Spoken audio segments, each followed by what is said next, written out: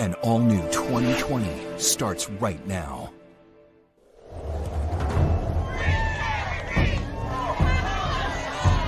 I said he's right there.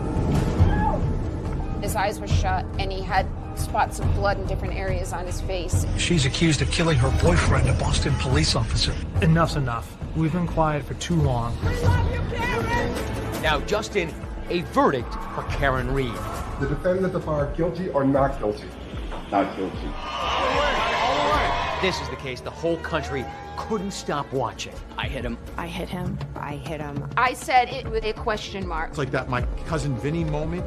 I shot the clerk versus I shot the clerk. You'll see that this case carries him cancer, and his name is Michael Proctor. And all new, and you're the first person from inside the investigation to speak out. The exclusive interview with the controversial trooper in the bullseye. That's tough. I'm sorry. One of the texts that you sent about Karen Reed is that you said hopefully she kills herself, telling his version for the first time on camera. And it's like, wait, people need to know what has been going on. They need to know the truth. It just feels like a kind of purgatory. Now, her wait is over. Mr. Jury, if you agreed upon a verdict, yes, on murder in the second degree, what say you? Is the defendant of our guilty or not guilty? Not guilty. 002, what say you? Is the defendant of our not guilty or guilty? Not guilty. Operating under the influence of liquor by operating a motor vehicle with a blood alcohol level of 0.08 or greater. So say you all? Yeah, guilty. Leaving the scene after accident resulting in death, defendant not guilty or guilty? Not guilty. And a stunning conclusion to the Karen Reed murder retrial, one of the most divisive cases in Massachusetts history. Is no one has fought harder for justice for John O'Keefe than I have and my team. A story unlike one I've ever seen that has many layers to it. You've got an alleged conspiracy between an entire group of people. You've got forensic evidence. You've got intoxication. You have a hero police officer. John O'Keefe was raising two kids after his sister and her husband died. You have all the elements here for great public interest. Prosecution, they say Karen Reed killed John O'Keefe. Get drunk, she hit him, she left him to die. It's that simple. The defense, they say Karen Reed is innocent. There was no collision. She's the victim of a botched and biased and corrupted investigation that was never about the truth, folks. Every single detail dissected. And at the center of it all, John O'Keefe. Two trials, the first ending in a mistrial. Come at me.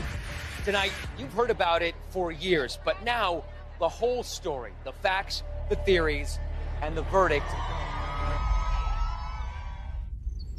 It all begins in the middle of a record-breaking nor'easter. Officer John O'Keefe is found dead out. Diagnosed with cancer. Johnny and Kristen were very, very close. That changed Johnny. He was unbelievable, making sure that the kids were taken care of. It's just a little over 5 months from the time that it was diagnosed till Kristen passed. That was a huge loss. When she passed, he lost a part of himself. And almost unbelievably, Steve passed away almost exactly 2 months after Kristen did. In a very short amount of time, John loses his sister, his brother-in-law. He takes in their kids. How was he able to handle all of this? He had a big support system. And emotionally, how did he do it? I guess he just knew he had to. Johnny's niece was 6, and Johnny's nephew was 3. It wasn't even a question. Johnny was going to step in and raise those kids. Karen Reed's story begins 35 miles south of Boston in the town of Mansfield. Karen, before all of this happened, tell me what life was like for you. Routine. I took the morning train, literally, and just had a predictable, easy, fortunate life. What did you do for a living? I was in finance and asset management, what I always wanted to do. And then at night, I taught college juniors introduction to capital markets. investing. What happens next is at the crux of this case against Karen Reed. She says they headed to the Alberts home, getting slightly lost along the way, and Jennifer McCabe gets on the phone and gives John directions. When they arrive, Karen says John said he'd go in and check to make sure that the others had actually come over. I pull at the foot of the driveway. It's snowing. John has no coat on. It's windy. So I drop him off. He goes up the driveway and approaches the side door. And as I see him approach the door, I look down at my phone and I just start browsing through, missed text messages and a couple emails. And I probably waited about a full minute, and I look back at the door. So after about 3 minutes, I said, "Are you kidding me, John?" She says she was having stomach issues and was annoyed that John didn't check back in with her, so she decides just to go back to John's house. Now, phone records indicate that over the next 5.5 hours, Karen calls or texts John 52 times, leaving 8 voicemails. Now it's approaching 5 a.m. I called a few of his buddies, their wives. I knew something was wrong. One of Karen's first calls is to Jennifer McCabe. Now, she's part of the group that had gone on to Brian Albert's house on Fairview Road. They said, "Jen, John didn't come home." The Massachusetts State Police come in.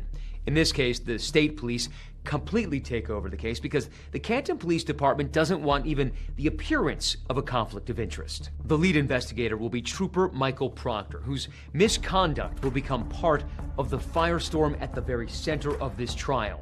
This is the very first time that Proctor is speaking publicly in an interview about this case. He tells me about those moments when he and his colleague, Sergeant Yuri Buchanan, first head to the Canton Police Department. Does it change the nature of the investigation when you know that the deceased is a cop? No, nor should it. There's a little more emotion involved. That afternoon, Proctor and Buchanan interview Brian Albert, who told them John never came inside his house. And Proctor interviews Jennifer McCabe, who told him she had been on the phone trying to navigate John to the house, but she also says he never came in. Proctor also says Jen McCabe told him that when Karen found John's body, she said, "Could I have hit him?" Proctor and Buchanan head to the hospital now to see John's body. Proctor says at the hospital they realize O'Keefe had been found wearing only one shoe.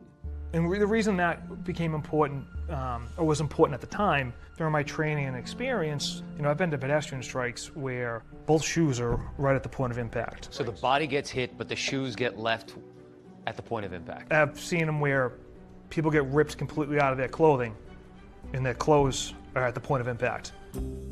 Trooper Proctor and Sergeant Buchanan now proceed to interview Karen at her parents' home. Her Lexus SUV is parked in the driveway, and they notice damage to the right rear taillight. In their official police report, they describe it as shattered. It's a large housing unit, so a significant chunk is missing. But it's not just John O'Keefe's friends and acquaintances inside that house that night that the defense is accusing of participating in this cover-up. They also set their sights on Massachusetts State Police Trooper Michael Proctor, the lead investigator in the case. The defense claims that Proctor, a lifelong resident of Canton, is close with the families inside that house that night, the Alberts and the McCabes, and therefore he's biased and prejudiced in their favor. These are claims the state completely rejects. Had you ever heard of Brian and Nicole Albert? Did that ring a bell? So I heard of Brian Albert. Never met him until I interviewed him. Now, Proctor tells me he did know Brian Albert's brother, Chris, and wife, Julie, who'd been at the Waterfall Bar. But you knew Julie and Chris Albert? Yes, through a distant relationship with my sister. Did you know Jen McCabe? No. And McCabe's no? No. Never met the McCabe's before, prior to this investigation. Did you ever think at any point that you should recuse yourself from this case? No, absolutely not. Absolutely not. Wasn't too close to home, both figuratively and literally? No. It wasn't a concern of mine. It wasn't a concern of DA Michael Morrissey. It wasn't a concern of my supervisors. I didn't know these people. There was loose connections with Julie and Chris. The defense is questioning the physical evidence found at the scene at this point. Like, why wasn't Karen's taillight found at the scene right away? And the fact that there were even additional pieces of evidence found days, even weeks later? Because in pretrial hearings, they insinuate that Karen Reed's taillight fragments may have been planted there. And that cover-up theory is a recurring theme throughout the pretrial hearings for the defense, and the state says that's absolutely baseless. Did you plant evidence? Absolutely not. And I'm laughing because it's such a ridiculous accusation. It's something I would never do. I've never done. You know, most people would. And there's no evidence of it. We're talking about people in your community, your neighbors, who believe it. This is not strangers. This is people in Canton. Why do you think that is? That's just the loud minority. The silent majority we've had an overwhelming amount of support. They're just not out there tweeting. The prosecution strongly denies allegations of a cover-up, allegations of planting or mishandling evidence, and allegations that Michael Proctor has close ties to any of the witnesses in the case. Very early on, Alan Jackson told me that he could not understand why it was that every time that you went back to the scene, new evidence would materialize. He found that very suspicious. Maybe you didn't read the weather report I provided in my reports. Which indicated? Over the next week to 2 weeks, temperatures range from 30 to 60 degrees with heavy rain. Snow melts at a rapid pace, and the more snow that melted, the more evidence unearthed itself.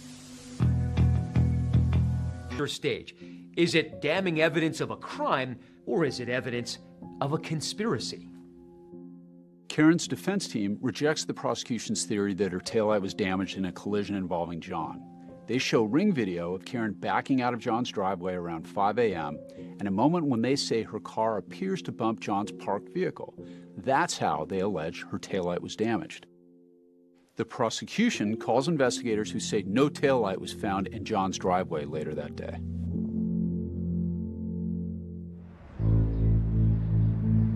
But the moment at that first trial that would forever change the case is when Michael Proctor takes the stand. Trooper Michael Proctor, P-R-O-C-T-O-R. In a dramatic turn, there's a separate investigation going on that may impact this trial. There is a federal investigation surrounding this case, and there's a lot of mystery about this. The exact target of this investigation has never been disclosed, and it hasn't resulted in any charges. But as a part of the investigation, the feds subpoena Michael Proctor's personal cell phone data. They gave all that information to the prosecution and to Karen Reed and her defense team. On the stand, Michael Proctor reads texts that he wrote to both friends and colleagues from his personal cell phone while investigating John. By Proctor was clear. Trooper Proctor, you don't get to pick a suspect and then try to find evidence to support your choice, right? Correct. But in this case, it's exactly what you did, isn't it? Absolutely not. After 8 weeks of testimony, the jury cannot come to a decision, and the case ultimately ends in a mistrial. So at this point, as we sit now after the mistrial, we are sitting at halftime, and we have got a second half to let play out. Far from the closure anyone involved in this case had hoped for. Now, a new, even more explosive chapter is about to begin. This is Bizarro World. I am put on the stand in a murder trial. I don't know why I'm here. I have no connection to this case. These are not my words. I'm not really comfortable reading these. Do I have to say these words out loud? I've never seen anything like it. This case carries a malignancy, and that cancer has a name. His name is Michael Proctor. The defense moves vigorously for a mistrial with prejudice. This is the retrial of the century.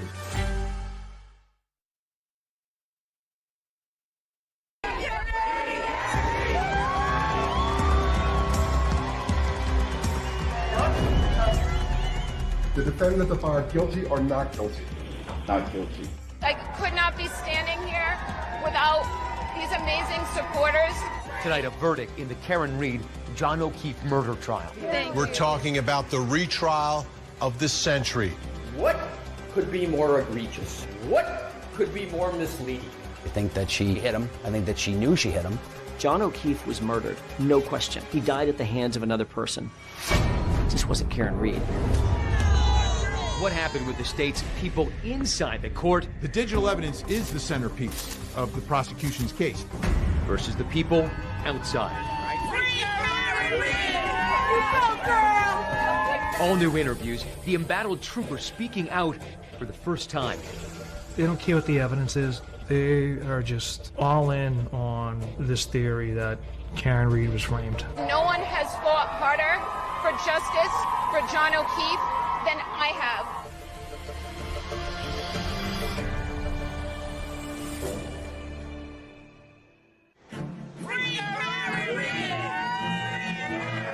So this is the beginning of the second trial. Right now you can see Karen Reed in the back. This retrial, more people watching, more people interested, and the opinions, oh my goodness. In Massachusetts, defendant Karen Reed back for round 2. She's accused of running down her boyfriend in her SUV, a Boston police officer. We're loaded for bear, ready to get the show on the road. 9 months after a deadlocked jury and mistrial, Karen Reed is being tried again on all 3 original charges, including that second-degree murder charge. Karen, you feeling more confident in this trial than the last one? I'm always confident in my team. Commonwealth versus Karen Reed. Whenever you have a retrial, there are going to be changes. It doesn't make any sense to use the same strategy as the first trial because it's clear the jury didn't buy parts of your story. So it's now time for the opening statements. Mr. Brennan. Some of the storytellers will also change. Original lead prosecutor Adam Lally is out, and Hank Brennan is in. Thank you, Your Honor. Brennan once defended mobster Whitey Bulger, so he is no stranger to a high-profile case. Hank Brennan understands what the defense is trying to do, understands what the defense wants the prosecution to do. I simply ask you to follow the evidence, follow the science. The prosecution's story this time is more focused, more vivid. Put her foot on the gas pedal and began to press, not 25%, not 50%, up to 75% acceleration. In opening statements, both sides promise something new. A cell phone is an amazing piece of technology. For the prosecution, the new comes in the form of digital evidence. And there'll be some remarkable data that you will use in this case to find the truth. Hank Brennan wants this jury focused on the evidence coming from John O'Keefe's phone, the evidence coming from Karen Reed's SUV, evidence that he says does not have bias. If digital forensics does not connect with the jury, I don't see how the prosecution can win. Thank you, Mr. Jackson. In their opening statements, the defense takes a scientific approach. Ladies and gentlemen, the scientific evidence and the medical evidence will establish that John O'Keefe had to be injured somewhere else, somewhere warmer, and his body had to have been moved out into the cold. Understanding exactly what happened that night, to me, is a very complicated question. And the defense never misses an opportunity to mention the name Michael Proctor, the lead investigator on this case. This case carries a malignancy, a cancer that cannot be cut out, a cancer that cannot be cured. And that cancer has a name. And his name is Michael Proctor. It is not hard to conclude that Michael Proctor's words provided the jury with reasonable doubt in the first trial. And it doesn't take the prosecution very long to remind the jury of 3 words. She said, I hit him, I hit him, I hit him. I said, I hit him. It was preceded by a did and proceeded by a question mark. So did I say the 3 words, I hit him? Yes. Did I hit him? So you're saying that the entire time it was at a question mark? Yes. It's like that my cousin Vinny moment. I shot the clerk versus I shot the clerk. So I'm wondering if this jury will have that same interpretation. And the prosecution adds something that was lacking in the first trial. Commonwealth calls Peggy O'Keefe. Emotion. Peggy O'Keefe testifying about the phone call that every mother dreads. Yeah, she said John was found in a snowbank. And I didn't understand, which I said, what do you mean found in a snowbank? She's, they found him in the snow. They don't know what happened. She was a very powerful witness, not just in what she said, but how she said it. It really makes the jury understand that, a man, a real person is gone. Good morning, Your Honor. Good morning. I'm off a call, Ian Whiffen. Okay. Ian Whiffen is a digital forensics examiner, and he analyzed the contents of John O'Keefe's phone for the prosecution. And he was able to track the movement of the phone as it left the bar and then drove to Fairview Road. Do you have an opinion where John O'Keefe's cell phone was? My opinion is that the device never moved far away from the flagpole. It tells a story of a man who's in a car, a man who steps out of a car, and a man who never goes inside. According to Whiffen, the circles on this map indicate O'Keefe's general location on the property. Based on his cell phone data, the smaller the circle, the more accurate the information. But defense attorney Robert Alessi was focused on the larger circles. The phone of John O'Keefe could be anywhere within the largest white circle, correct? Correct. And therefore, the phone could be in the house, correct? Based on the low accuracy information, yes. The answer is yes. Yes. I came into this case, I thought it was black and white. You know, digital evidence is what it is. But what we are learning through this case is that it's a matter of interpretation. With the court's permission, could I begin with clip 7? Yes. Maybe more than a few sips at the waterfall. And 4 drinks you felt fine to drive? Yep. Numerous clips of Reed's televised interviews have been played by the prosecution throughout the trial. And I don't care what your viewpoint is of Karen Reed, when you listen to them and you watch these clips, there is no way you can tell me they make her look good. My name is Yuri Buchanan. Yuri Buchanan was former Trooper Michael Proctor's supervisor.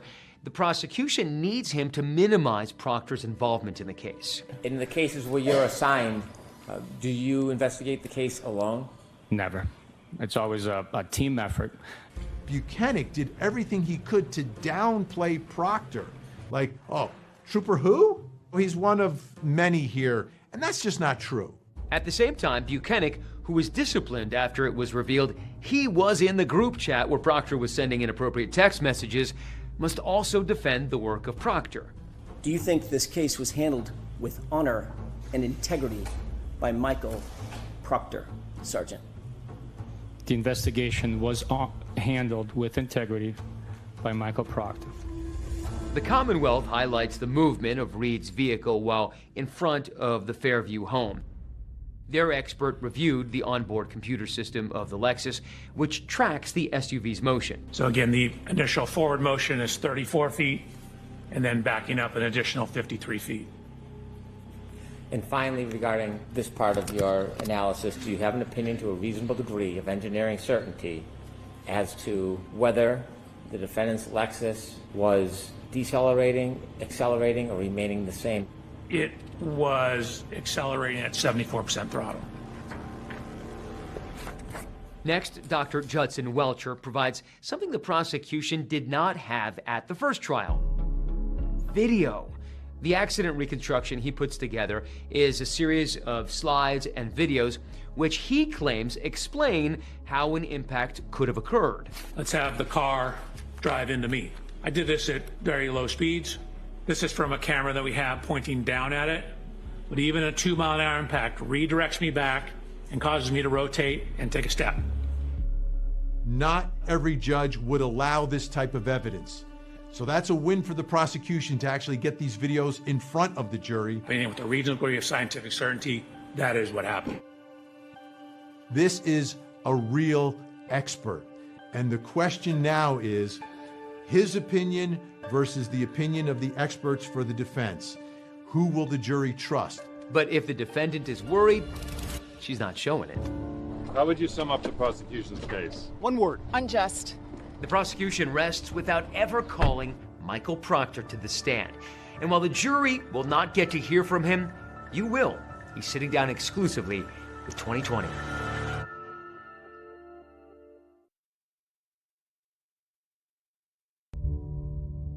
The murder mystery just outside of Boston sparking some explosive accusations against law enforcement. Do you think Proctor will testify, Karen? I don't believe so. Can't get any worse. The lead investigator on this case, Michael Proctor, did not take the stand this time around. His highly offensive text messages about Karen Reed, which were obtained from his personal cell phone during a federal investigation, they rocked that first trial. She's a whack job. Yes, she's a babe. Weird Fall River accent, though. No ass. No nude so far. She's gross. During the retrial, the defense once again accuses him of running a biased investigation. You'll learn there's not a single part of this case, folks, not a single part, that he didn't touch, that he didn't direct, that he didn't orchestrate personally. Michael Proctor went far beyond just insulting Karen Reed. He dehumanized this woman. And while the prosecution condemns Proctor's text messages, they stand firmly by the investigation. There's not one piece of evidence, not one, that we can look at and say, this was tampered with. This was planted. This was distorted. Within hours of that first trial ending, Michael Proctor was relieved of duty by the Massachusetts State Police. He was later fired. He sat down for an exclusive interview with us and addressed those text messages, some of which were sent to personal contacts outside of law enforcement. Who are you writing to? My good buddies that I've been friends with since first grade. Canton hasn't had a homicide in about 20 years. So they're naturally interested. Just regrettable messages. But in all the content and the messages, what you don't see is a conspiracy. What do you see? I see someone who's caught up in the moment of investigating, a fellow police officer and just saying inappropriate things. Can you see why people called you sexist and misogynist? Yeah, absolutely. Yeah, I could 100% understand why. As those text messages are entered into evidence, prosecutors begin to address the defense's claims of bias, and they ask Proctor about the integrity of his investigation when he takes a stand in the first trial. What, if any, impact did that have as far as your investigation was concerned? That you sent about Karen Reed is that you said hopefully she kills herself. You texted this to your sister. And that seems incredibly unprofessional for a homicide investigator speaking about his suspect. It was made in jest. It's a figure of speech. Hopefully she kills herself like that, not literally. That's a figure of speech? Yes. Do you use that commonly? Yes. Not commonly, but it's a figure of speech I made in jest. It wasn't literally, I hope she kills herself. At what point did you develop such strong negative feelings about Karen Reed that you would say things like, hopefully she kills herself, or calling her the C word? Those feelings developed as the case went on. I mean, can you see how people might think, he was caught in this instance speaking about a suspect in this way. Maybe it's happened in other cases as well. I 100% understand why people would think that. But when you have, a fellow police officer around my age, 2 kids of his own, it generates an emotion. And I expressed those emotions in a negative way, which I shouldn't have. I shouldn't even, been texting my friends anything. Some of his texts were with colleagues, including 2 superiors. When we first got into her phone, the number one thing I wanted to review was location data, text messages. And when we got into the phone, I texted the guys at work, our work chain, that joke. No nude so far, guys. You're talking about completely inappropriate text messages that show a complete bias in the investigation. And Proctor is sending these to his supervisors. And he's not being admonished for it. What's going on here? Is this business as usual? Is this being adopted and accepted by other members of law enforcement? Does the bias of one investigator or the exhibited bias, does that compromise an entire investigation? No. But could that bias have led to additional mistakes? That's the jury's job to figure out. Can you see how the impropriety of the text messages opens the door for the defense's allegations that there was some sort of conspiracy and cover-up here? There's no evidence because it didn't happen. I spent 2 days on the stand. That was Alan Jackson's opportunity to bring that up and question me on it. Specifically asking you whether you planted evidence. Yeah, not one question. Boston has a history of police and law enforcement corruption. Yeah, that I agree with. Not in this case. Didn't happen here. So why would it be so unreasonable for people to think, well, it's happened elsewhere and recently in Boston? Why couldn't it happen in Canton? They believe that the state police, multiple units within the state police, the Canton Police Department, about a dozen civilians, are all in this conspiracy to frame a woman we don't know. And over the last 2.5, 3 years, not one person has said, wait a minute, I'm not going down for this. Here's what really happened. You saw the lengths to which some police officers will go to protect their own at the expense of the rest of us, at the expense of Karen Reed. Is there any part of the actual investigation that you would do over? Because it's blowing up into this crazy so-called conspiracy, maybe I could have avoided it by, looking at other people's cars just to say we did it. There's some witnesses maybe we could have interviewed a little sooner, but overall, myself and every detective in that office worked this case like we always do, and so I wouldn't change anything. Nothing. No. But things are about to change for Michael Proctor. I just remember dropping on my knees and laying on my lawn, like crying.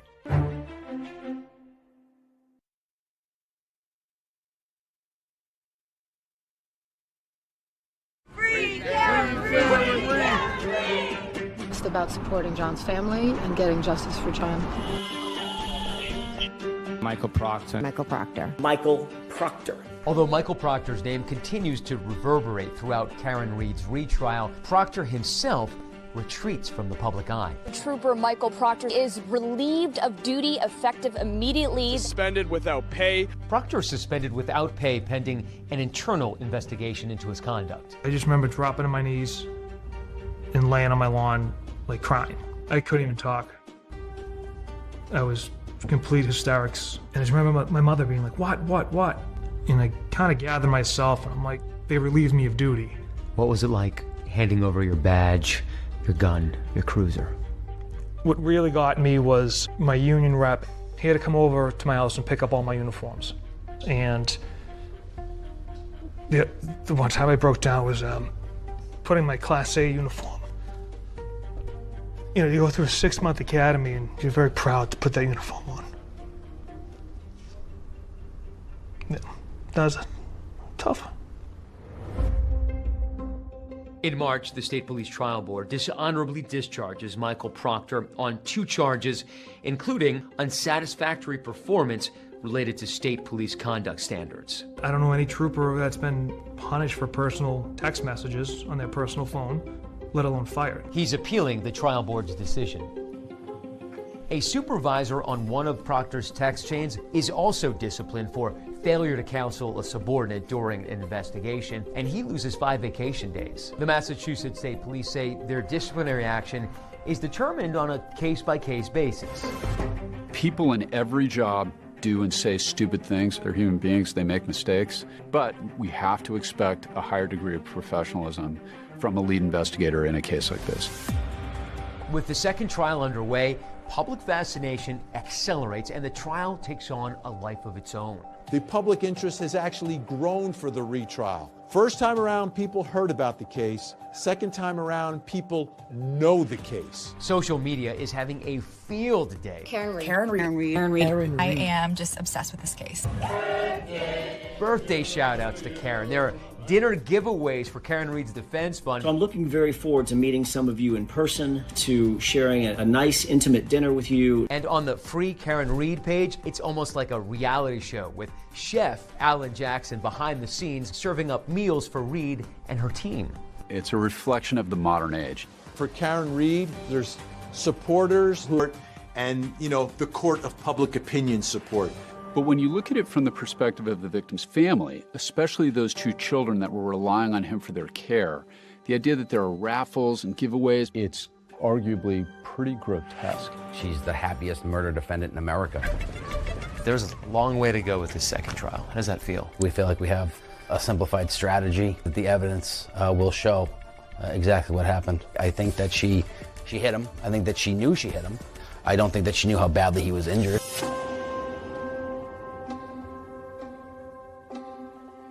My biggest concern about the second trial is how do you field a objective 12-person panel type of media exposure that's already been given? I feel great. Are we going to be able to get a fair shake? And there are these billboards urging locals to Remember John, which can be seen across the Boston area. Johnny's friends and family, they got together and they wanted to remember Johnny. The goal was to ensure that the public sentiment, that folks understood what void was created from Johnny's murder. It's not just about the defendant, it should be about the victim.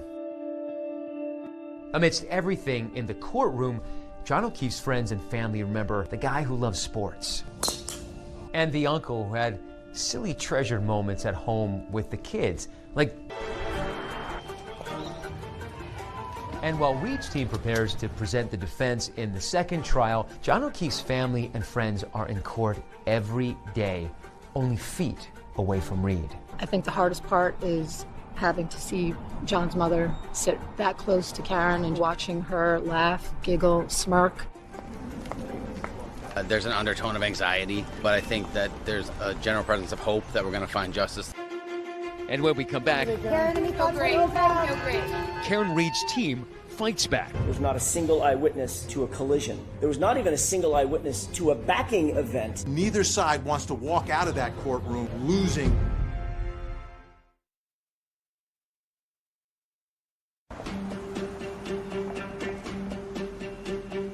I'm anxious to see how they're going to start. Anxious, yes. Emotions run the gamut as O'Keefe supporters and Karen Reed's legal team enter the courthouse in Dedham. How you feeling today, Karen? Any thoughts on today? Feel great. Go get him! It's day 24 of the retrial, and it's the defense's turn to present their case. Alan Jackson begins by asking for a mistrial. There was no eyewitness presented. There was no video evidence, no audio evidence, no evidence in the form of physical evidence at the scene by searches that were done by officers on the morning of January 29th, 2022. 999 times out of 1,000, the defense loses that motion. But what I like to listen to is the arguments that are made, because it sort of gives you a little bit of a preview of what the closing arguments will be. They did not prove that there was actually a collision. Jackson says the state experts may have proven the SUV went backwards, but they have not proven that it was a collision connected to that backing maneuver. But Judge Beverly Cannoni isn't buying it. The motion is denied as to all three of them. You can't blame the defense for trying, but it would be highly unusual for a judge to grant any mistrial requests at this point in the trial. The defense calls a longtime friend of Michael Proctor to the stand, and he confirms he was on a text chain with Proctor and other friends when the former trooper sent his now infamous texts. Good morning, sir. Would you please state your name? Jonathan Diamandis. Those text messages were entered into evidence, and the defense quickly wrapped up its questioning. I have no further questions. Thank you, sir. Thank you. The prosecution says not so fast. They actually want the text read aloud, and then an objection is raised in the courtroom from the witness. Could you read all of them, please? These are not my words. I'm not really comfortable reading these. Do I have to say these words out loud? A compromise is reached. I don't want you to say words that are not yours. I'll say the words, and I'm going to ask you if I'm reading accurately. Is that better? Yes. When prosecutors put bad evidence in front of a jury, they're just getting in front of it. They want to be the ones to say, okay, we're going to put this in front of the jury. We're not hiding it from you. Next up is former Canton police officer Kelly Dever, who wins the award for Most Hostile Witness. Ms. Dever, do you want to be here today? I have no relation to this case, so... I didn't ask you that. I asked you if you want to be here today. Objection. This isn't direct. So it's your witness. I understand. She can... No comments, just questions. Not, I understand that. Dever once made statements to federal authorities about the Reed case, but later recanted, claiming it was false memory. Sometimes you have to call a witness who you don't get along with, who you know is not for your side, because they have information that's going to help you. Prosecutors aren't going to call her, so Alan Jackson and the defense had to call her. Do you want to be here today now? I am put on the stand in a murder trial. I don't know why I'm here. I have no connection to this case. You have no idea why you're here? You've never talked to me. Nobody on the fence seems to talk to me since prior to the first trial. So I don't have any idea why I'm here. No clue whatsoever, as you sit here, why you might have been called to the stand. No. Whatever her value was to the defense was lost in the sea of hostility by the witness. That's all I have. The defense would later call forensic expert Dr. Marie Russell to the stand. All right, Mr. Alessi, whenever you're ready. Thank you, Your Honor. Good morning. Good morning. And she testifies about the marks on John O'Keefe's arm. Can you determine that those are from a dog? I believe they are, yes. Her credentials are real. I mean, she's done the work. She has treated people who have been bitten by dogs through the years, but she's not an experienced expert witness. So when you see her on the stand, she's not the strongest of experts because she's not used to doing this. There is no recognized standard anywhere for methodology on how to identify a dog bite wound, is there?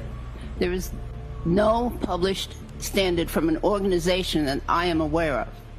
When you considered... Brennan asks the doctor if her opinion on the case changed after she watched Reed's televised interviews. The doctor said no. Many people suffer from what's called an acute grief reaction. It's very common. And they do things that seem to be irrational. They ramble. They act bizarrely. Does this happen moments after a stressful event? Oh, yes. Does it happen months later when you go on 20/20 or Nightline? I've never seen that situation. No. It gave him an opportunity to point out to the jury that they've been watching these interviews inside the courtroom, these clips, and these clips are months and months after the death of John O'Keefe. So I think in that moment, Hank Brennan did a nice job of scoring some points and bringing some credibility to his side and perhaps undermining the credibility of Dr. Russell. Next up for the defense is Brian Lucky Lochran. Now, he's a snowplow operator who came down Fairview Road during the storm, and his value to the defense is not what he saw, it's what he didn't see. How much of the front lawn could you see? I could see all the way to the front door. What was on the ground on the Alberts lawn at that point in the area of the flagpole? Nothing. Did you see a 6'1", 216-pound man lying on that lawn? No. The prosecution attributes that to Lucky simply being too busy dealing with the task at hand. When you plowed that night, did you have any reason to look for somebody who was lying on the side of a yard? No. Then the defense's most important witness, Andrew Rentschler, is a biomechanical engineer, and his company conducted a series of tests. And based on these tests, Rentschler offers a different opinion as to whether John O'Keefe was even struck by a vehicle at all. I did, yes. And what is that opinion? My opinion is that the evidence is inconsistent with Mr. O'Keefe being struck on the right arm by the SUV. Things get testy during cross-examination.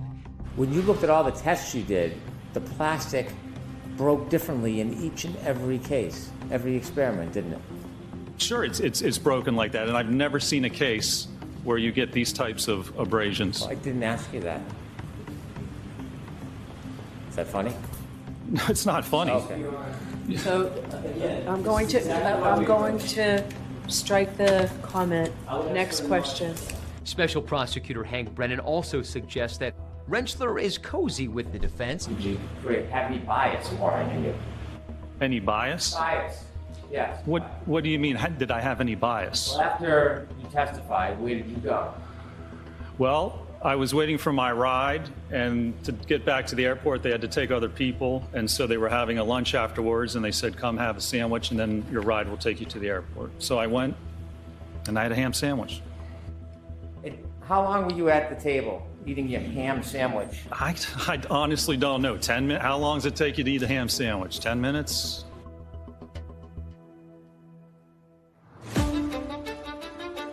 After an exhaustive 33-day trial, both sides deliver their closing arguments. Find Karen Reed not guilty, not guilty, not guilty. She was drunk, she hit him, and she left him to die.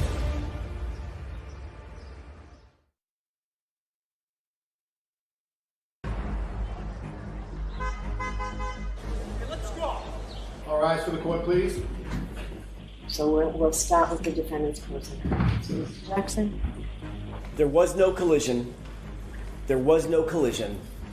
There was no collision. This case was corrupted from the start by biases, and conflicts, and personal loyalties. At the end of the day, you have to ask yourself, can you trust the Commonwealth's case? They failed to provide you with a truthful representation. They failed to prove the essence of their case, that John was even hit by a car to begin with. Find Karen Reed not guilty, not guilty, not guilty. Thank you.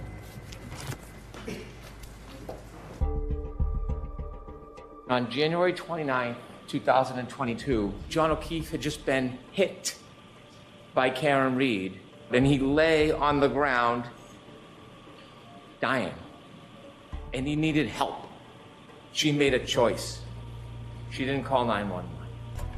She didn't run to his aid. She made a decision. She drove away. She left him alone to die. He is not an it. John O'Keefe is not a body. John O'Keefe is not a buffalo on a prairie. John O'Keefe was a person, and he was murdered by Karen Reed.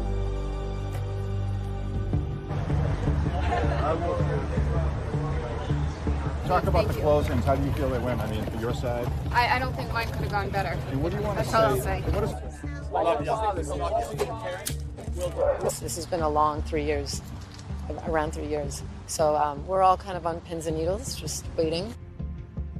As the jury continues to deliberate, the crowds outside the courthouse continue to grow.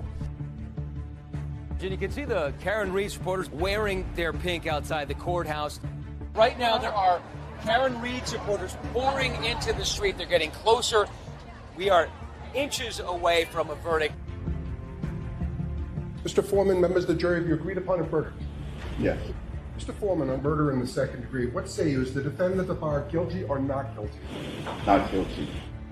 002, what say you? Is the defendant at the bar not guilty or guilty? Not guilty. Specifically number 5, operating under the influence of liquor. So say you, Mr. Foreman? Guilty. Leaving the scene after accident resulting in death. Defendant not guilty or guilty? Not guilty. So say you, Mr. Foreman? So say you all? I couldn't actually hear the verdict because there was so much noise. And when the first part of that verdict was read, there was absolute jubilation. As that not guilty verdict comes in, a member of Karen Reed's defense team is in tears and you can see Karen's hands trembling.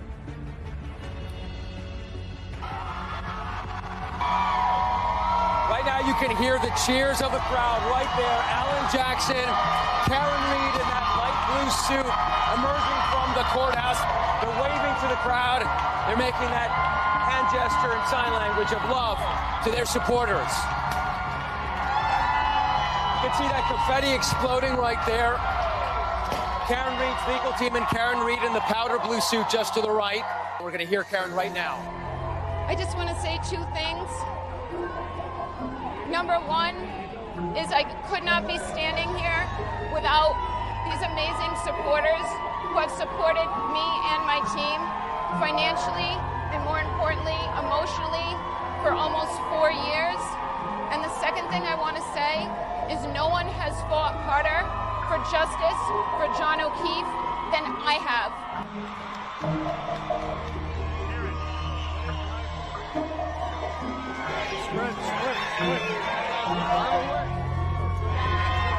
Just thank you to my supporters. They pulled us through on their backs. Thank you. And not seen in the swirl of confetti and this crowd here is the family and friends of Officer John O'Keefe. Throughout this over 3-year-long ordeal, they have remained stoic and reserved and dignified. And tonight they have to somehow cope with both losing their son and this trial. Karen Reed may not have been convicted of murder, but she is not out of the legal woods yet.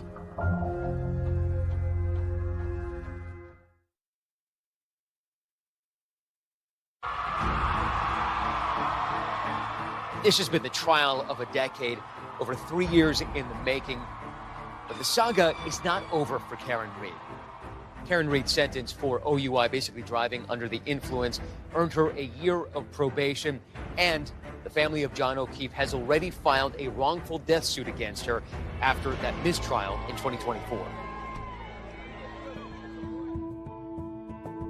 Despite the heartbreak of this verdict for the O'Keefe family, they continue to try to find ways to honor John in their everyday lives.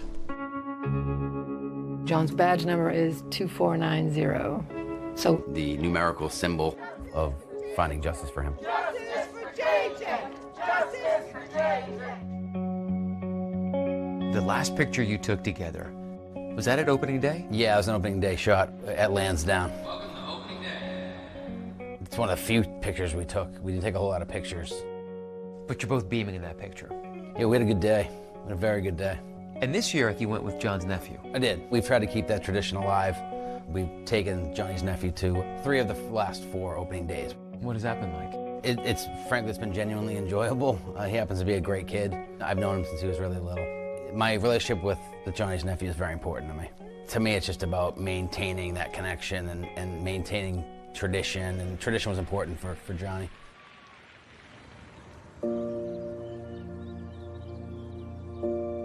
Every year we go to Johnny's gravesite. So Johnny's brother, Johnny's closest friends from the Boston Police Force. It's a way for family and friends to get together and honor him as a community. people keep asking, what legacy he left behind, and I would say a legacy of honor. He was an honorable man. He was a good man. Can't really say enough good things about John.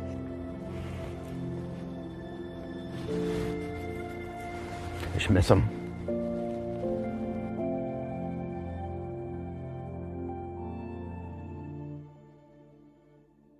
David, this is the end of a very long, emotional journey for so many in that community and beyond. No question about that. For Karen Reed tonight, relief. And for John O'Keefe's family, major disappointment. We should point out, though, that the civil suit against her is still ongoing. That's our program for tonight. Thanks for watching. I'm David Muir. And I'm Deborah Roberts. From all of us here at 2020 and ABC News, good night.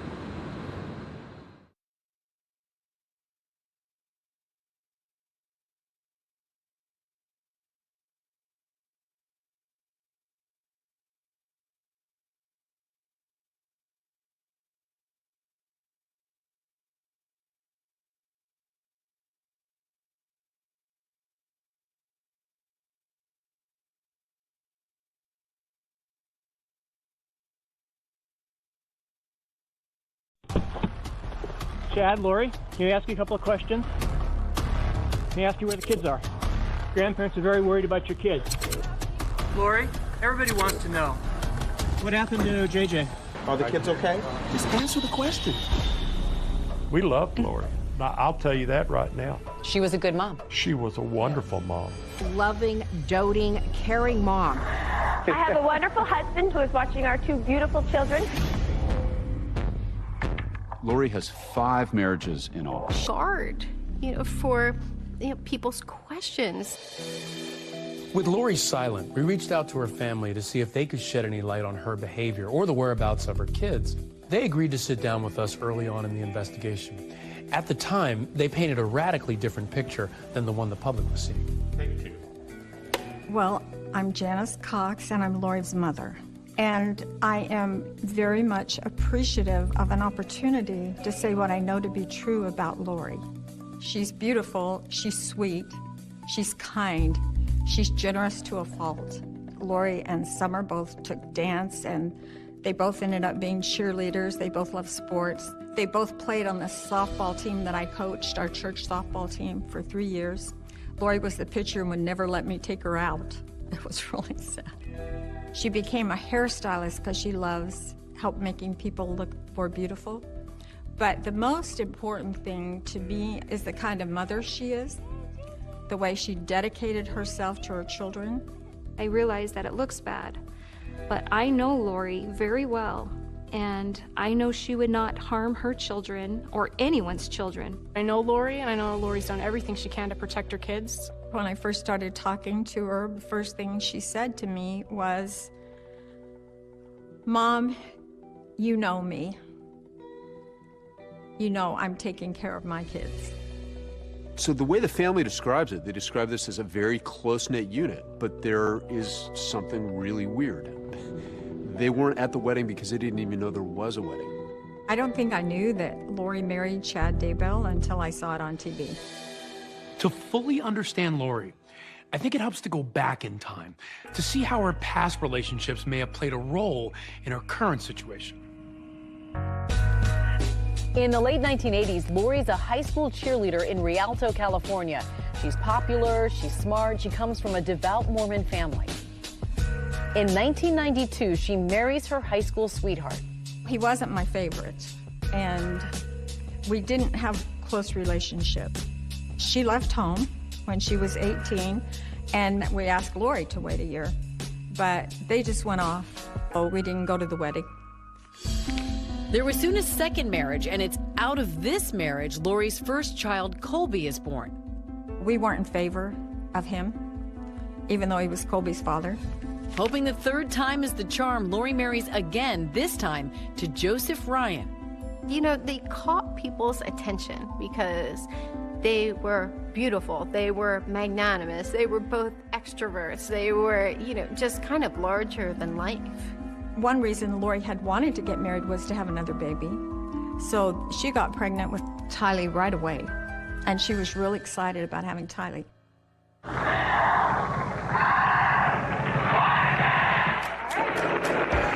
It's during this time Lori makes an appearance on the game show Wheel of Fortune. Gopher, Doc, Isaac, and Captain Steubing. And in that clip, Lori describes married life in glowing terms. I have a wonderful husband, Joseph, at home, who is watching our two beautiful children, Colby, who's 7, and Tylee, who is 1. Yeah, what do you guys like to do for fun? We like to play all kinds of sports on our 3 acres. Okay, sounds like you have a nice life there. We do. Congratulations. Thank you. And here they are, your contestants for Mrs. Texas 2004. Contestant number 4, Lori Ryan. Lori does not lack for confidence. She was bold enough to get up on stage at a Texas beauty pageant. She is Mrs. Hayes County. Her husband's name is Joseph. They've been married for 3.5 years, and they have 2 children. In 2004, Lori was recruited to do the pageant, and she worked really hard to get in perfect shape. I don't know really what prompted her to want to do the pageant, other than it gave her kind of an outlet. And she thought that might help her marriage at the time. Lori does have stage presence. She's very poised. She did everything beautifully. Tell us who you are. What makes you tick? Being a good mom is very important to me, and a good wife, and a good worker, and being all those things together is not easy. So I'm basically a ticking time bomb. Joseph Ryan appears to have been a bit of a ticking time bomb himself. I did witness him be physically abusive toward Colby. He was physically abusive from the very get-go. Now that Wheel of Fortune clip we saw Lori in becomes a lot more interesting because we're able to see how she can portray this illusion of happiness even when her marriage is falling apart. The marriage implodes under allegations that Joe Ryan abused both children. Those allegations were investigated but never substantiated. This custody battle drags on for years. How you guys doing? Enter Alex Cox, Lori's brother. Tell me what your impressions of Alex were when you met him. My impressions of Alex was that he was a little off and lacked social skills, or just maybe didn't really connect with people. I think that's all. What did he tell you about Lori's husband, Joseph Ryan, Tylee's dad? He had told me that there had been some allegations of abuse and that he kind of took it upon himself to protect Tylee and Colby, and that he had attempted to take Joe's life. Alex got into it with Joe Ryan in a parking lot and assaulted Ryan with a taser in the heart. Alex winds up serving time for aggravated assault. It's another failed marriage for Lori. Enter Charles Vallow, a man who will eventually become husband number 4. It's interesting to note Lori's early marriages didn't last very long, but it didn't sour her on the institution of marriage either. I don't know why Lori's been married so many times. I think she has always worn her heart on her sleeve. She thinks that she is trying to help people when she marries them. Can Charles make Lori happy? Can anyone make this mother of two happy? It's like the old adage, mama ain't happy, nobody's happy.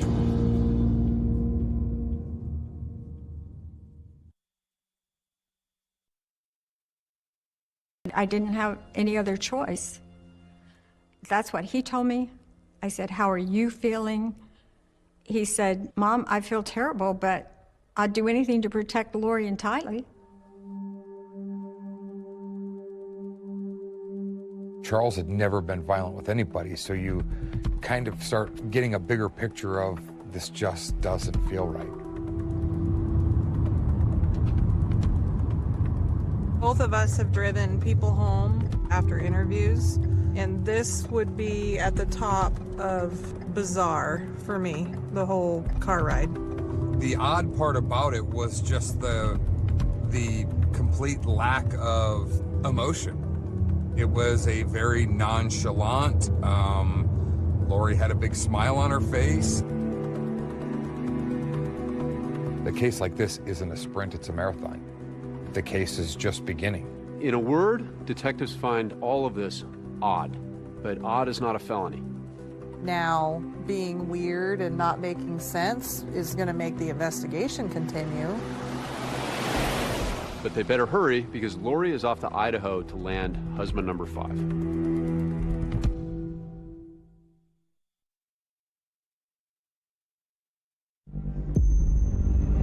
Charles knew It's really interesting when she moves to Rexburg because Chad is married to someone else. Facebook photos show Chad and Tammy as a happy couple.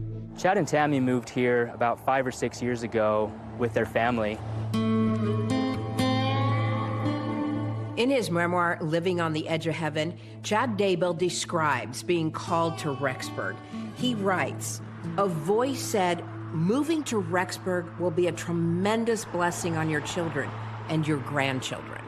What I remember of them is a perfect couple. Good mom, good dad, good kids. Tammy is a real spitfire, though. She had a mind of her own, and she was not one that was easily walked on. Chad Daybell and I served as missionaries for the LDS Church back in the late 80s. Chad was the most humble missionary that I ever knew. Well, Lori and Chad have been known to attend LDS services. Chad has also written books and lectured on his own personal beliefs, which are distinct from LDS theology. Chad was the author of these doomsday books that had a peculiar prophecy about the end of the world and how people should prepare for that. His books are all about the end of times and dying. His visions deal with dying. When Chad lived in Springville, Utah, he was a grave digger. Chad was the cemetery sexton before he resigned. A few years ago, Chad wrote his autobiography, and it gives you a glimpse of the way this guy thinks and what he believes. In his memoir, Chad Daybell writes, "I don't fictionalize any of the events portrayed. My torn veil allows information to be downloaded into my brain from the other side. The scenes I am shown are real events that will happen." He was gathering people to Rexburg. They were moving there because Chad Daybell said, "This is where you need to be." We don't yet know the full size of this group, but what we do know is that at the very least, Lori Vallow and her family relocated to this area. At first, I'm a man of truth, and I remember having that uncomfortable, question that I go to him with, did you take a shot at Brandon? And he said no. He joked about it. He's a comedian, and he said, "Melanie, me in a recognizable car with, right across the street, and I'm a great shot." It didn't add up. One thing Alex was not was a liar. Alex was very honest, and Alex would always say, if you called him on something or asked him if he did something, he immediately owned up to everything he did wrong. Police say there's no denying that a bullet was, in fact, lodged in Brandon's vehicle. But why would anyone want to kill him? In court filings, Brandon says he can think of a million reasons. Brandon believed that if there was a motive to kill him, it would have been for $1 million life insurance policy that he had, which Melanie would have been the beneficiary. It's just not true. It's just a fight of trying to make me look bad and accuse me of things I haven't done. Police haven't announced one way or the other who was the shooter that night. And Melanie denies having anything to do with the shooting and has not been charged. Brandon knows me and knows I wouldn't do that. It did start out for me as a very specific kind of assignment to find two people and a vehicle. And then realized what I was seeing was this small group of people in Arizona start moving to Idaho. And in Idaho, there will be another spouse on the wrong end of a gun. And a fateful call between Lori and Chad. You know, glad you called. Yeah.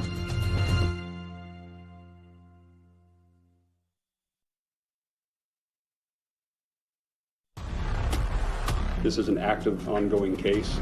Lori, please start cooperating with the police.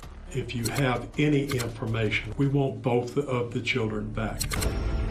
It relates to the beliefs that Lori and that Chad hold as part of this new church called the Church of the Firstborn.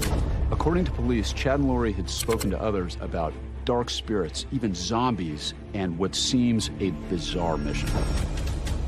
Their mission is to rid the world of zombies. Police are in the process of re-examining everyone and everything with a connection to Chad. Our crews here at the cemetery were here at 6:30 in the morning. Even exhuming Chad's dead wife. The whole country became obsessed with this case. Where were JJ and Tyler? We all wanted to talk to Chad and Lori. He asked you where the kids are. Are the kids okay? No comment. It's a simple question. Just answer the question. Police end up looking on Chad's property. What did they find? They gridded off these areas, and they start peeling away layers. Are you okay? They're searching the property. And we all know what that search would reveal.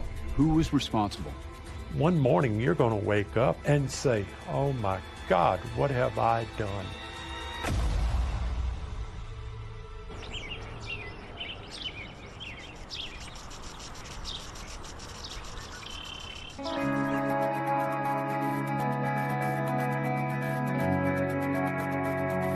Rexburg is a beautiful, safe place.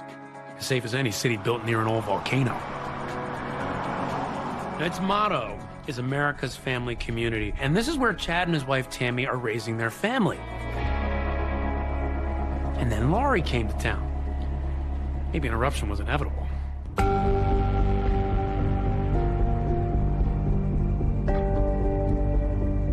Chad's wife, Tammy Daybell, returns home after a long day at work, and this 49-year-old librarian is taking stuff out of the back of the car when trouble comes up from behind.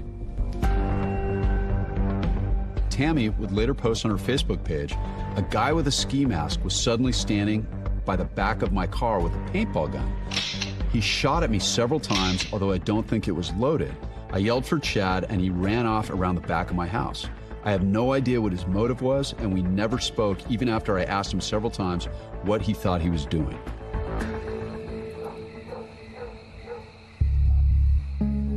So Tammy Daybell stares down the barrel of a gun and manages to survive. But just 10 days later, she winds up dead. The obituary says that she passes away due to natural causes, but at the time, she's actually training for a marathon.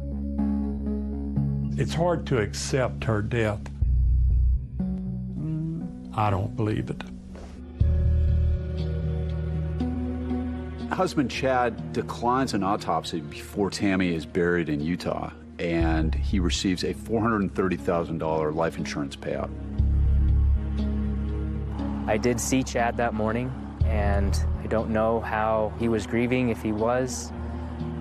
I do know that he didn't show a lot of emotion. Honestly, I think if I were 49 years old and my wife died unexpectedly at night, I would have asked for an autopsy. just to see if there was some medical reason that might be passed on to my children or whatever.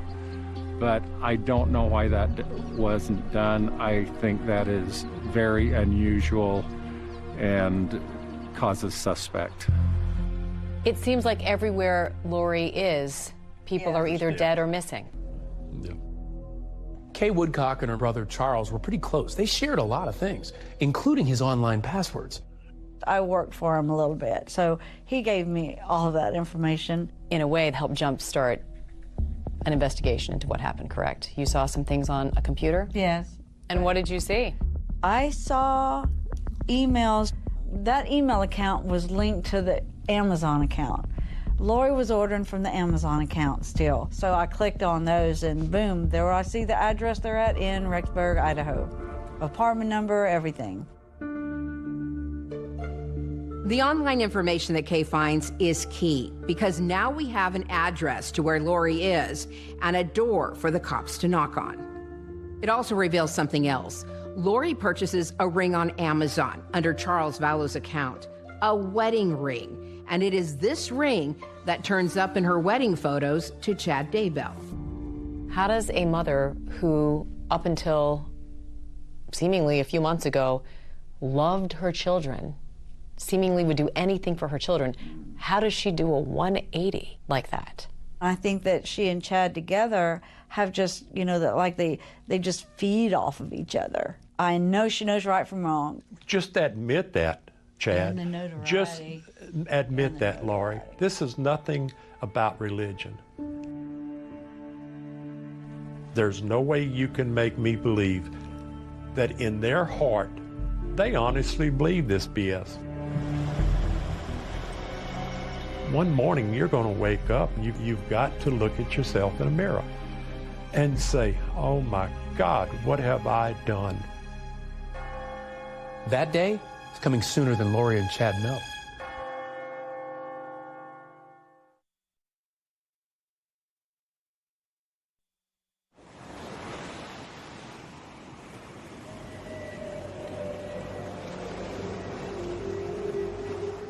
On November 5th, Lori and Chad are on the beach getting married.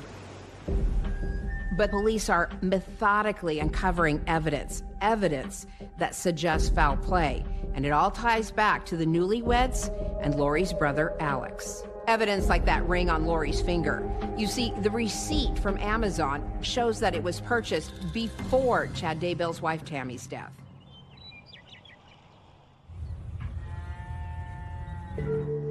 After the wedding, the couple returns to Rexburg, Idaho, but the honeymoon is officially over the moment detectives show up to conduct that welfare check requested by the grandparents. And that's when things really started getting weird. Detectives speak to Lori's brother Alex and Chad. According to police, even though Chad had just married Lori, he acted like he didn't know her very well. I asked Mr. Daybell for Lori Vallow's phone number, and he stated he didn't have it. I found it suspicious because I knew that they were married 2 weeks prior to my contact with Mr. Daybell. Brother Alex says JJ is fine and with grandparents in Louisiana. Of course, that is a lie. I told Mr. Cox that was unlikely because Kay was the one who originally called in the welfare check. This shell game being played by Lori, Chad, and Alex is designed to distract and deceive. And to a certain extent, it's actually effective because as the clock keeps on ticking and time goes on, it's less and less likely that these children are ever going to be seen again. I am Sebastian Salas. I am the owner of A Chapel of Love. I have personally officiated over 100,000 weddings, and I booked the wedding of Alex Cox and Zulema Pastenes. Zulema is a spiritual woman and life coach who claims that her clients will learn that there's a divine power working magic in their lives. Zulema was the one that coordinated and paid for everything. It was all Zulema. At the chapel, Alex demonstrates a little bit of magic himself, making his last name disappear and taking on the last name of his new bride. Alex took Zulema's last name. It was pretty funny. I'm not gonna lie. I have never seen that. That was the first time I'd ever seen a groom take the bride's last name. This is an amateurish attempt by this guy to get the police off his trail, essentially. He's adopting the name of somebody else because it's going to be tougher for the police to track him down. So in his mind, what he's doing is he's erasing his tracks. This ceremony was about as romantic as a trip to the DMV. Ceremony lasted about 3.5 minutes.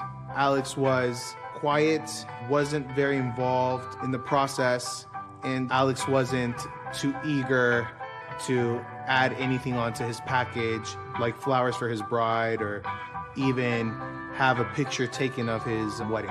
I just wanted simple, short and sweet, get married and be out of here.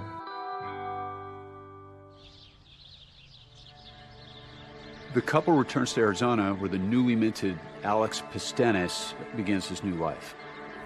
Meanwhile, Chad and Lori are secluded in Hawaii when they get a call from their friend Melanie Gibb. Now, Melanie has questions and Melanie wants answers. So she comes up with this idea to call Lori and record her and get her to admit that she asked Melanie Gibb to lie. The audio from that phone call is later released by authorities. Hello, sweet Melanie. Hi, Chad. Hey, Lori. Melanie's a little awkward. She doesn't know how to confront Lori, but she says, hey, I want to talk to you about what you asked me to do the other day. I want to talk to you about that lie. Well, I was wondering why you told the police why he was with me. I just needed to have somebody so I wouldn't have to tell them where he really was, because they were going to tell Kay where he is. Is JJ safe? He is safe and happy. In the phone call, you get a little bit of insight into Lori's world. You're either for her or you're against her. And once Melanie Gibb starts questioning Lori puts her sort of in this category. You're against me. Never had any idea that you would be the person of all people to turn me. I cannot believe I am asking questions, and I am concerned for you. That is what somebody does when they care. You don't sound like you're concerned. You sound like you're accusatory. You do not sound concerned. You sound pissed off. Rexburg police at this point take a trip down to Utah to this cemetery where they're going to exhume the body of Tammy Daybell. They're in the process of re-examining everyone and everything with a connection to Chad. It was kept quiet. It wasn't a media circus. It was very quiet. Our crews here at the cemetery were here at 6:30 in the morning. There were no onlookers, with the exception of a dozen people from the attorney's office, Rexburg Police Department, several people from the coroner's office. Everything was photographed, and believe it or not, Tammy was back and buried within 6 or 7 hours that same day. It's interesting that Tammy used to sell cemetery plots out here and keep the records of the cemetery, and now we're here doing an interview. It's kind of mind-boggling if you really want to think about it a little bit. One day after the exhumation, there's a 911 call, and once again, it involves Alex Cox. 911, where is your emergency? I have a older male here named Alex. He's passed out. It's really bad. Come upstairs, in the bathroom.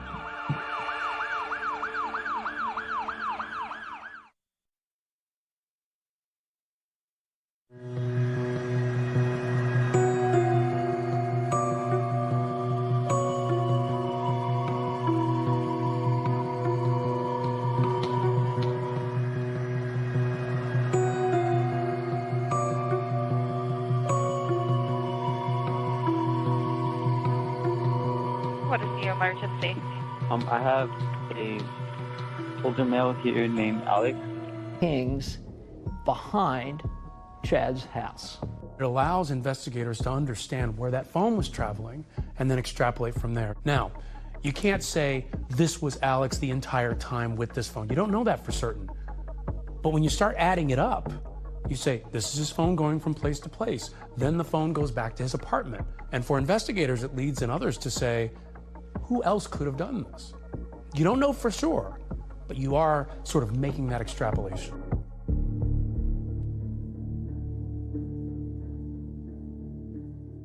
Tylee, the last she's seen is on September 8th.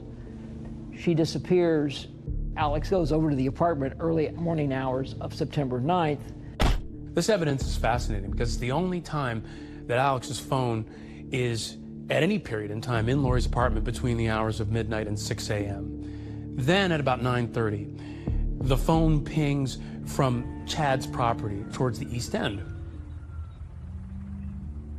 Then there were the text messages from Chad Daybell at around this same time, correct? Right. According to the affidavit, a short time perhaps after Alex had left the property, Chad then texts his wife, Tammy Daybell, saying, hey, there's something interesting going on back by the pet cemetery. There was a raccoon, and I had to end up shooting it, and then I buried it in the pet cemetery.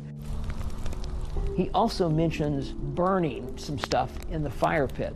I think he made an excuse that it was going to get wet or whatever, and he wanted to get rid of it. Was there ever a raccoon discovered buried on Chad Daybell's property? No. Let's talk about Lori. About 2 weeks later, September 22nd. What is she saying, Ryan, to her friends at this point about her children? Well, she's talking about JJ. Right, and this becomes key when you talk about zombies in this context. It relates to the beliefs that Lori and that Chad hold as part of this new church called the Church of the Firstborn. Zombies are these people who are always considered to have dark spirits. They were no longer seen as human beings. They were seen as zombies. And so what that does is it tees the ball up in her mind, expressing to other people that these kids are now bad, and that who they were, who Tylee was, who JJ was, are not anymore. She's saying her kids have been possessed. Right. Her kids are possessed. Right. Maybe look at it this way, that they have created a different reality. On September 22nd, that very day that Lori was complaining to her friend, something happens. Alex comes over, yes? Alex comes over to the apartment. He takes JJ. He has him for a while, brings him back early that evening. There were house guests there. And so the next day, the house guests get up and there's no JJ there. So they say to Lori, hey, where's JJ? And Lori allegedly tells the house guests that JJ was acting up. So Alex came back over and took him back in the middle of the night. And then JJ is never seen again. And in this particular story, investigators were able to use Alex's phone again to retrace where he actually went during that period of time. Alex is only seen from his phone in the month of September as being on Chad Daybell's property 4 times. 2 times he's indoors, inside the property.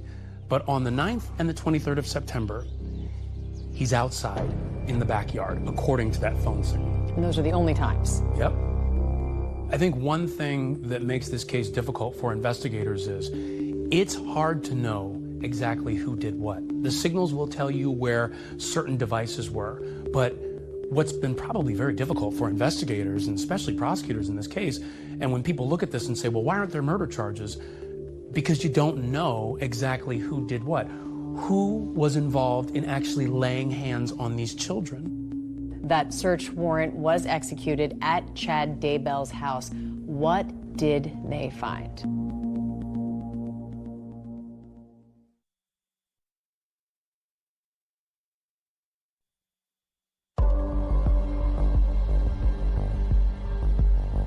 Today, the Rexburg Police Department has conducted a search warrant in residence of Chad Daybell. I wanted to kind of go through what happened on June 9th. That search warrant was executed at Chad Daybell's house.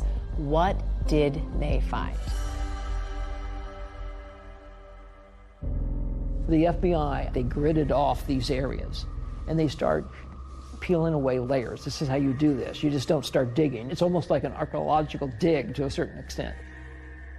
They removed some topsoil that was right underneath the sod, which revealed a human skull.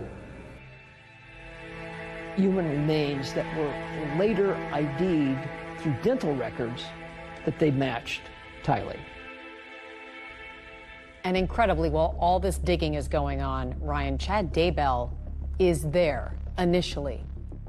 While the search effort is happening, he's actually there watching it in real time on the driveway in his car. And according to police reports, he's just sort of there continuously the whole time watching it happen. Then at one point, he moves the car across the street to his daughter's property, watches from there. And then once the remains are found, he decides that's a good time to go for a drive and literally pulls off and starts driving. Obviously, police think otherwise, and they pull him over and arrest him. But when you think about that, this is all happening in real time, and he is sitting there watching it happen and then leaves as the remains are found. You have to think those investigators were like, well, 2 and 2 = 4 here. We know why he's leaving. I don't think he has any emotional connection at all what they were doing in the backyard. I think he's thinking, I'm in trouble. I got to get out of here. I got to run. I got to do something. I feel remorse. I feel emotion. Nothing. Yeah, but antisocial personalities don't think through all that because they don't have any guilt. You know, it's like he thinks he's slick. And that basically, okay, you found these bodies here, now prove that I killed them. And that's, you know, that is where we are at this point. How sure were they at that point that when they went digging, they were going to find those children? I think they thought they were on the money. And another reason is I think they had totally exhausted that these kids were someplace else. They clearly were not with the grandparents in Louisiana. They clearly were not with friends in Arizona or another location in Idaho. And that this just made the most sense because, just let's face it, Chad and Lori both have basically tried to snow the police, you know, deny, and then come up with all these, in my view, ridiculous stories like Ty Lee is at BYU, Idaho. I mean, you can check that in 5 minutes, you're from law enforcement. It shows you sort of the unsophistication, but perhaps arrogance on their part, that they think they could pull this off. I'm curious because you talk about Chad and his antisocial behavior. That's one person. Now you have Lori capable of being a part of this, and Alex as well. How unusual is it that you would have 3 people capable of doing something that is unthinkable to almost every human being when it comes to children especially? They take on this attitude that we're superior to everybody else, and we live in a different reality, and the world's going to change. I mean, if they think the world's going to end and there's going to be a second coming and, you know, they're going to be the king and queen of England after the rest of us disappear, it's such a bizarre and such a high-risk thing to do. Do you see murder charges coming? I'm surprised they haven't come, but I think the juries are going to look at these two and say, you two are the zombies, not these kids. The only issue I have with that is prosecutors bring cases that they think in good faith that they can prove. So even if everything looks like a murder charge, they're not going to bring it unless they think they can prove it. The biggest mystery in this case is who did it?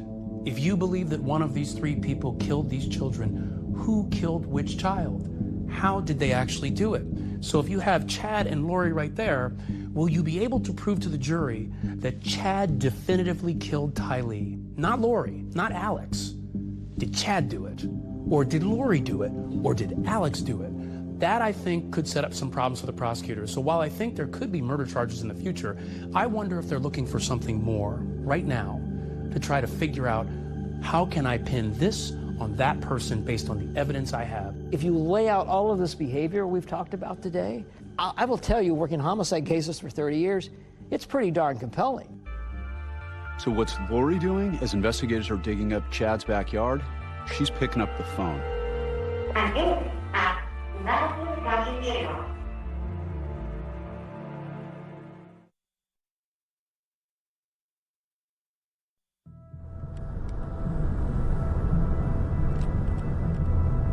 It was a year ago this month when ABC News went to Idaho with JJ's grandparents. Larry and Kate pull up in front of Chad's house. You see all this open space? What if JJ's right over there? And that actually turned out to be a premonition. Larry was right. That was almost exactly where his grandson's body would be found almost 4 months later. So as the police and the FBI are digging up Chad's property, guess who calls Chad from jail? It's Lori.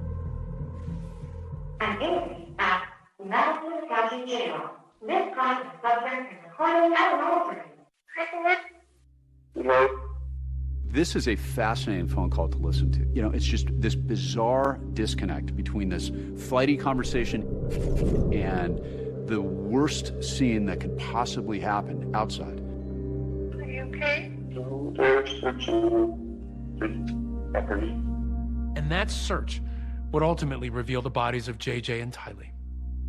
They found Tylee in parts. She had been burned. And then they find JJ. He's wrapped in duct tape and he's bound from one elbow to the other. Are they in the house? No, they're out in property. They're talking between the lines. They know they're being recorded. They're trying to communicate with each other. Are they seizing stuff again?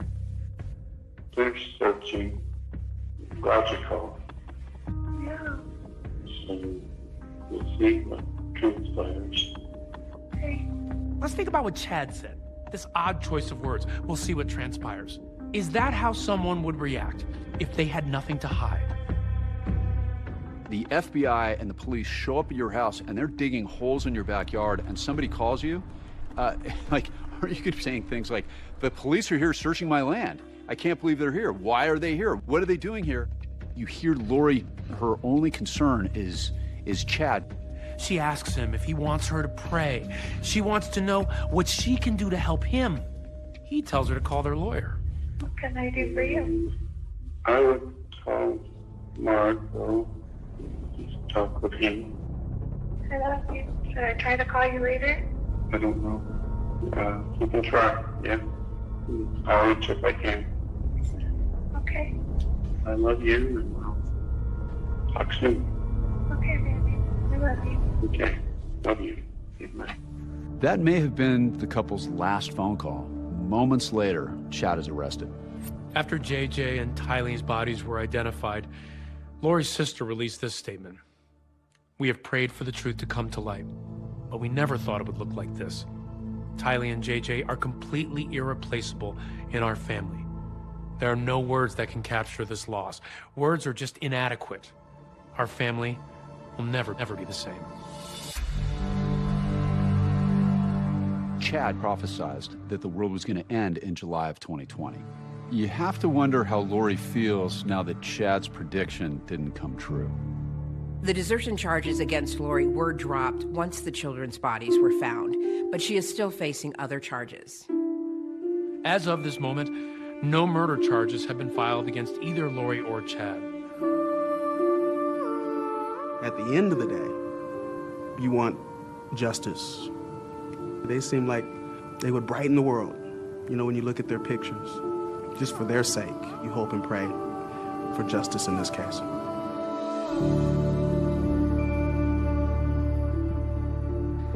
We should note that Lori and Chad Daybell are now scheduled to face a jury in July. 2 felony charges allege that they worked to destroy and conceal evidence. Both have pleaded not guilty. And Lori Daybell also pled not guilty to contempt of court charges for not producing her children or revealing where they were. And that is the heart of this story, those 2 children, JJ and Tylee. And I know you're going to stay on this, Amy. And that is 2020 for tonight. From all of us here at ABC News, thanks for watching. I'm David Muir. And I'm Amy Robach. Have a good night.